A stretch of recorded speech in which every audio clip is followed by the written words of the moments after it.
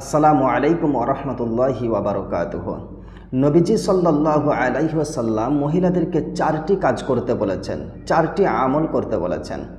আর বলেছেন যে যদি কোনো মহিলা এই চারটি কাজ করে, এই চারটি আমল করে, তাহলে আল্লাহ রব্বুল আলামিন ওই মহিলার জন্য জান্নাতের 8টি দরজাই খুলে দেবেন এবং সেই মহিলা তার ইচ্ছা মতো, তার পছন্দ মতো জান্নাতের যে কোনো দরজা দিয়ে প্রবেশ করতে পারে।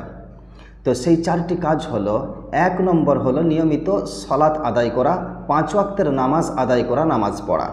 2 নম্বর হলো রমজানে রোজা রাখা। 3 নম্বর হলো লজ্জাস্থানের হেফাজত করা। 4 নম্বর হলো স্বামীর আনুগত্য করা, স্বামীর নেক হুকুমগুলি মানা। তো নবীজি বলেছেন যে এই 4 কাজ যদি কোনো মহিলা করে, তাহলে আল্লাহ রব্বুল আলামিন ওই মহিলা মারা যাওয়ার পর আল্লাহ রব্বুল আলামিন ওই মহিলার জন্য জান্নাতের 8টি দরজাই খুলে দেবেন এবং সেই মহিলা তার ইচ্ছা মতো, তার পছন্দ মতো যে কোনো একটা দরজা দিয়ে জান্নাতে সে প্রবেশ করবে। সুবহানাল্লাহ।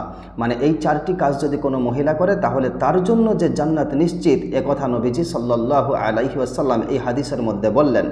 তো আমি সমস্ত মহিলাদেরকে বলবো, যারা আমার এই ভিডিওটা দেখছেন, এই 4টি কাজ করুন আর জান্নাত কামিয়ে নিন। কারণ নবীজি সাল্লাল্লাহু আলাইহি ওয়াসাল্লাম যে কথা বলেছেন সেটা কোনোদিনই মিথ্যা হতে পারেনি।